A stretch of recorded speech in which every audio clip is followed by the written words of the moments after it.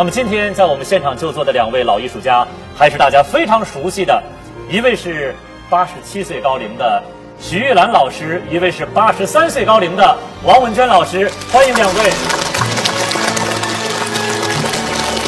欢迎2位艺术家，请坐，请坐，请坐。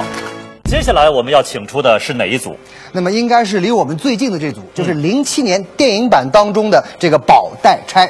他们是郑国凤、王志平，还有金靖。我们欢迎3位上场，有请。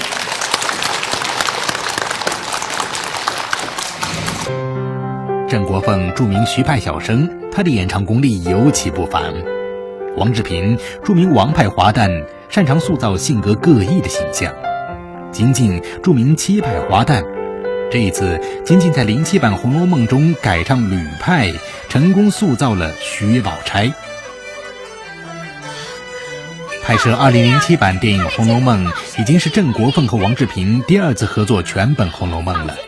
作为徐王流派的2位杰出传人，1999年上海粤剧院推出全明星阵容的大剧院版《红楼梦》，2人的宝带组合就得到不少观众认可。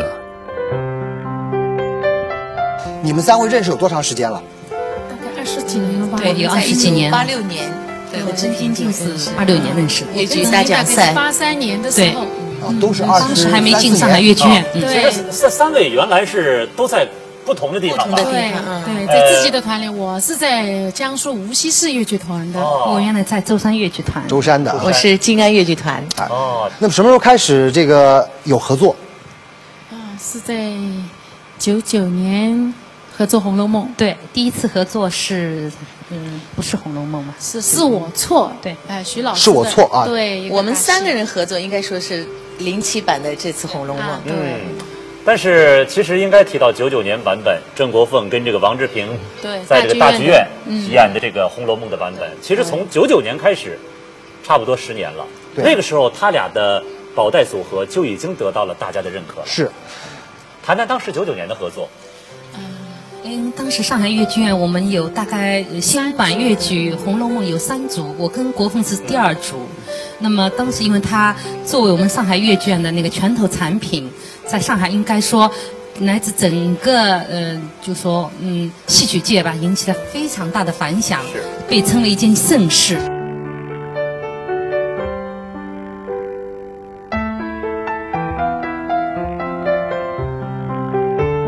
这个票房特别好，我记得他加演了，是不是？是的。对，当时我做了观众啊，这个客观评价，来，金靖当时给他们去捧场。是的，正好我有时间日本回来，听说《红楼梦》就是有3组演员演出，我就去看了郑国凤和王志平的《红楼梦》，感受如何？挺棒的。其实王勇，他们说的时候，我有一个感觉，即便不是3组，哪怕就是郑国凤跟王志平的1组。他们一定也有压力，因为前面有徐王2位艺术家的模式和榜样的版本在那儿，更何况是3组。对，3组同行之间一定会或多或少的比较，就是有这种压力就更大了。对，是的，是的。现在，而且那个时候排的时候，时间上面还是也有压力的，都是时间比较紧。那个时候是领导也是蛮重视的。作为我们演员，其实的体力啊，还有很多的都是压力很大的。对，我们第一次上到去到那个大剧院演出，作为我们演员真的是很紧张，很紧张。对，正像白岩生老师所说，就是当时我们有这么多的那个版本上去吧，无形之中观众也会做比较。当然，那么同行之间当然也会做比较。对。但是我觉得我们每一组的演员都很尽力，也每个人都非常希望在自己的版本里边能够演绎出自己的风格。其实一方面有压力，其实这样的不同组合在一出大戏里的这样的同时展现，其实对于演员来说，内心深处一定是个过瘾的事儿。对，因为有压力就有动力嘛。那当然。但是金靖最早唱的是吕派。是的，就是进了上海静安粤剧团以后，我们再到上海戏曲学校再去培训读书。这个时候呢，我的基础是唱吕派，是以吕派花旦为主。然后在毕业以后就进入上海静安越剧团以后，我们这个剧团是流派剧团，只唱七派和毕派。对，所以呢，于是他又唱七派，于是唱七派又被大伙所认可。这次演宝钗又回到了吕派。对，不容易啊！原来自己的一个小小的梦吧，以前20年左右的七派，一下子又回到了吕派，所以我非常的紧张。然后呢，我去，老师说，谢谢，去找了我的启蒙老师，一个星期去学习4次，把所有的七派的唱腔和嗓音发声的部位全部扔掉，从台词开始，唱腔开始，全是把过去的一点一点找回来，已经晃份儿了，就是。这个他是圆梦了，但是这回唱回吕派，唱的怎么样？我得问问他们的同事，对不对？因为他那个唱功非常有功力，因为一个好的演员，他唱。比如说唱自己的流派，但他同时能够把其他流派也能唱得很好的话，我觉得他是相通的。在这方面，他应该说，很有才气。他们表扬不好意思。你看看。啊，其实啊，对于你们而言，尽管拍这个电影《红楼梦》是第一次，但是在舞台上已经有很多年塑造人物的经验了。那么这一次拍电影的时候，听说2位老师很关注，给你们都定了很多家规式的这么一些规定啊。我不知道这个曾国凤徐老师当时给你有些什么样的这个要求？我接到这个任务以后，我就到徐老师家里去请教。那么老师呢，希望我多看一点那个有关《红楼梦》的资料，对相关的，就是说老师的电影经典版的，还有欧阳锋强的。那么有关那个原著的东西要多看，那么把人物演真了，真的在家里恶补，对，补完才能拍。哎呦，没有，我们也是做了很多的案头工作。对，当时那个曾国锋来对我讲，他老说拍电影了，我看到你们电影，我不敢拍了什么东西。那么当时我也跟他讲了，我是电影了，不像舞台。舞台上呢，你的表演或者夸大一些啦，或者什么不到位了，什么很远，人家看不起。我电影呢，你的荧幕这么方方的一块，我是一个大的镜头给你拍来呢，你的表演，看你怎么表演，是吧？我说你这个表演当中，你一定要在仔仔细细的念经。你扩大了，跟荧幕上看又更难看是吧？也不好看，是吧？但是你。这个感情到了这个地方，你不发出来，观众也这个好像不对观众的心里不够要求，所以我一直讲，我说拍电影要比舞台上演难8倍。我说你一定要自己好仔仔细细的研究。他也讲，他说我老是越看你们的《红楼梦》，我越怕，越不想演，好像呢，你好像对那个中国的惊吓吧。我说你放松。对吧？演员要放松，不要紧张，但是就是要你自己去钻，一个镜头一个镜头，我说你去钻。但是他们演出来以后嘛，观众也蛮喜爱，这个修饰力也不错。想当初，妹妹从江南出来。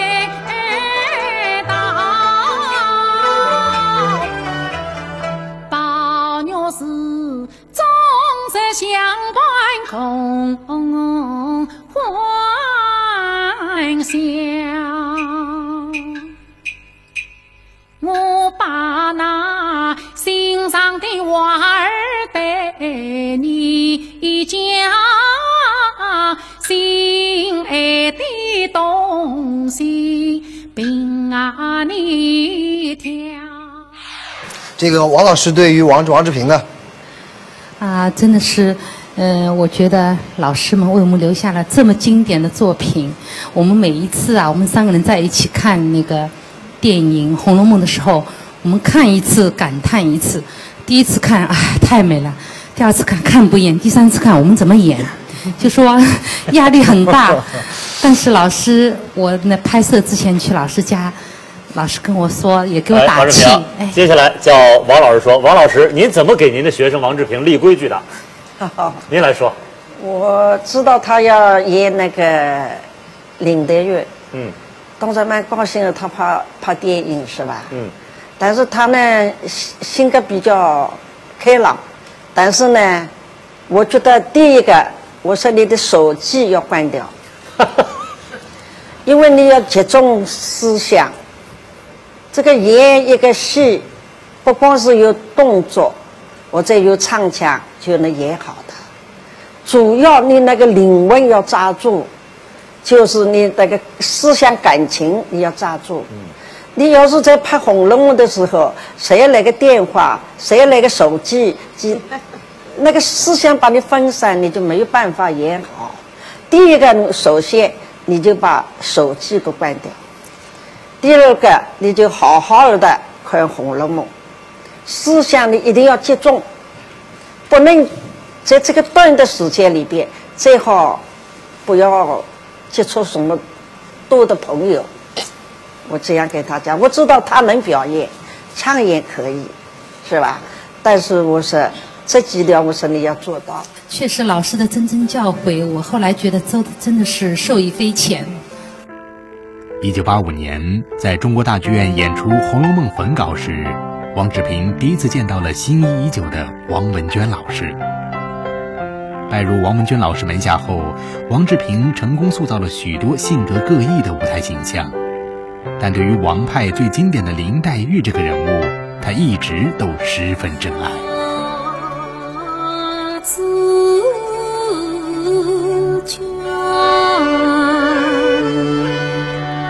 去去玩儿，爱你啥？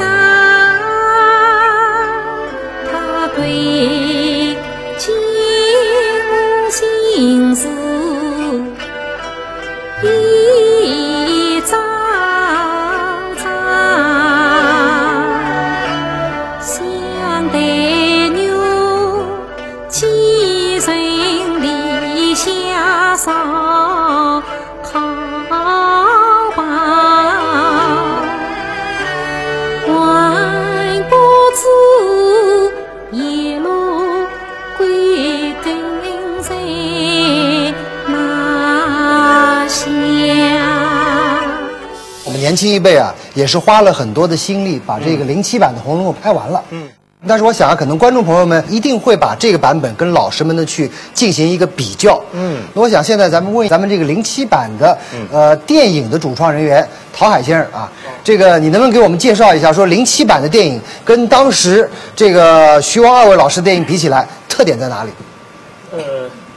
其实我们这个电影公映之后啊，就有很多的这个观众朋友问我这个问题，就是你们到底对这个原来的《红楼梦》是不是有所超越啊？我觉得我们这个版本不存在一个超越与否的问题，而只有一个你做到了还是没有做到的问题。尽管也有很多的遗憾，但是呢，我觉得它的意义还是非常重大的。首先是我们对于《红楼梦》这部粤剧的一种尊重，就是我们主持人经常用的那句话“高山仰止”啊。今天这个节目也让大家非常的动容。也有人经常问我个人说，陶海，你拍这部片子你筹备了多长时间？那我想我们的筹备期大概是半年多的时间。但是我通常回答我的这个朋友的问题的时候，我会这么说，我说我是用我自己整个成长的过程来筹备这部戏的。酝酿了30年拍了这部戏，真的是30年。我今年34岁啊，我是在3岁的时候，我现在有印象，确实我不是瞎说的，我有印象。我在3岁的时候，在文工团的大草坪上，在露天的电影荧幕上，第一次看粤剧电影《红楼梦》，当时什么都看不明白，只是觉得非常非常的美。但是我相信这颗种子当时已经种下了。然后今天又听了那么多演员诉说自己对于《红楼梦》的这一份热爱，这一份崇拜。我想所有的演员参与到《红楼梦》的演绎过程当中来，都不是偶然的。陶海说的其实挺坦诚的，重拍或者是拍续集，很少有好下场的，很难。所以我们当时压力是非常非常大的。但是我们说陶海他们能做这个事儿，能参与到这个工程当中，首先是年轻人的一种勇气，首先是要有勇气的。陶海说的不是自谦，真的是很难去超越，很难去超越。就是我们在拍摄过程当中啊，可以说主创人员都是大量的看62年的《红楼梦》的电影，我个人就看了40多遍，还有比我看的更多的。你对人物的推敲越往深了去推敲，你就会发现，再去参照62年这版《红楼梦》的时候，你就会发现这一代艺术家他们是完成了一个多么完善的作品，他们已经做到很到位了。对对对，就这个东西真的是很难很难再去超越它。尽管我们的老艺术家们一直非常的自谦，还说我们也不是尽善尽美的。我相信没有一个作品可以称得上是尽善尽美的。但是像《红楼梦》越剧《红楼梦》这样的作品，在50年里能够让这么多观众前赴后继的喜爱，我觉得已经说明很多问题了。真的是这样。其实是这样，其实我觉得后人再来重拍，我听他们主创人员跟我讲过，舞美、灯光，甚至是构图、景别，都是一步一趋的按照老的电影版本去模仿。与其说重拍，不如说是向各位老前辈的一种致敬，一定是这样的。所以如果说有什么不同的话，我觉得是丰富了老的版本《红楼梦》容纳不下的一些东西，满足了戏迷观众想看全的一个愿望。我说你赵海导也讲得太好了，其实我们两个人的《红楼梦》，现在我们自己看自己，还不是那么够到位，可能是这个人年龄大了，各方面思路的想法比较多。自己看看，哎呀，这个地方这样多好了，那个地方那样多好，还是蛮遗憾的。我说真正作为一个非常杰出的经典的不一定，那是的觉得太好了。后来他们拍出来，拍了以后，我觉得我看了以后呢，这个《红楼梦》这样的时间，这样一点钱，是吧？这样一个场合。能拍出这样的那个《红楼梦》，我觉得确实不容易的，对吧？本领好叫本节好了坏，我觉得他们的精神可嘉。就像那个赵海东导演讲的，他们就是全心关注的在拍那个《红楼梦》，我这一点的很珍贵的了，是吧？王老师，您看了2007版的这个叫经典版的电影《红楼梦》以后，对于志平的表演作何评价？我说他非常认真，但是呢，开始太紧张。紧张。一个出场，我说，那么拘谨啊哈，一个出场是简直不敢动的样子。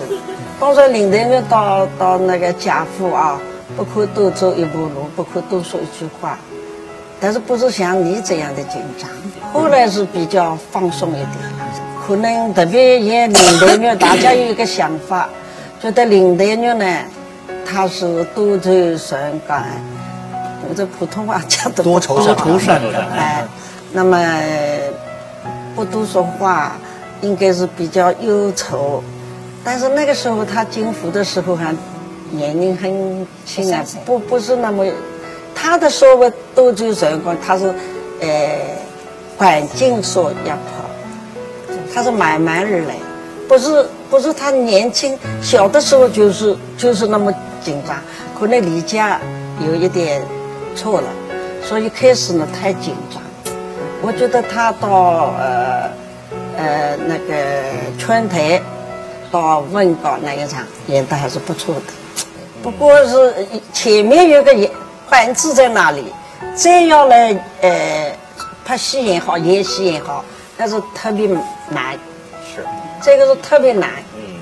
又要比他好，又要不是雷动的，这个实际上你的思想已经在开小差啊，这个思想已经分散了，对不对？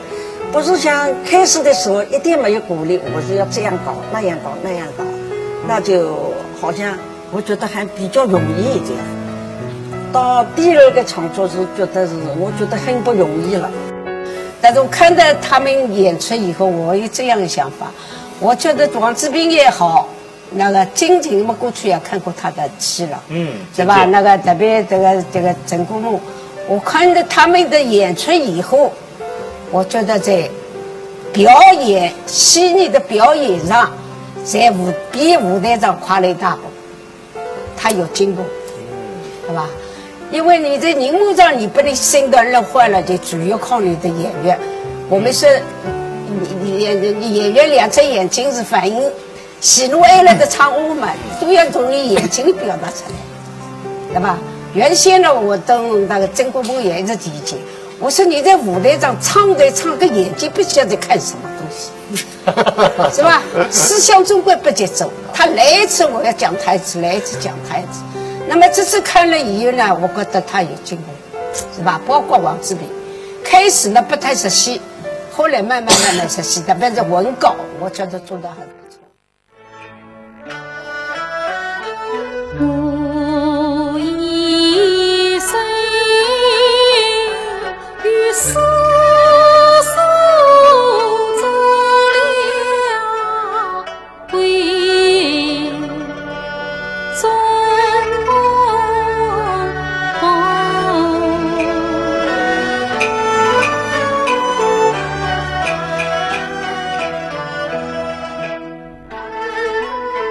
与笔墨几人滚入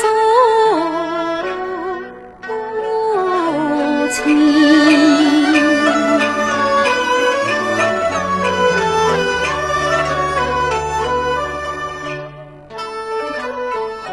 曾记得菊花覆丝的亏。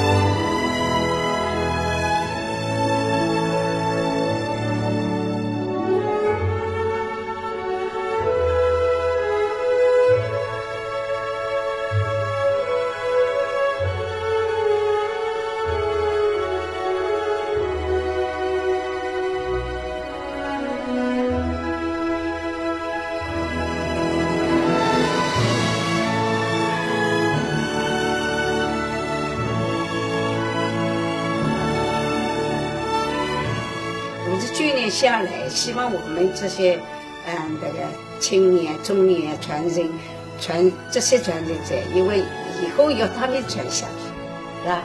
我们希望他们呢，不要好像现在够了，好像我演从容我这句好了够了，还是继续年去下去，继续年去下，把《红楼梦》演得更完整、更好，那么把他们的经验再推广到下面去。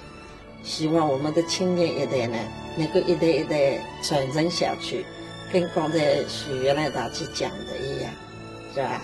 能够将来希望有100周年纪念，然后将来越演越好，越演越精彩。那么在这美好的日子里，我们把一个祝福的生日蛋糕献给粤剧，献给《红楼梦》。我们也期盼着《红楼梦》还有60年、70年、80年、90年、100年。好，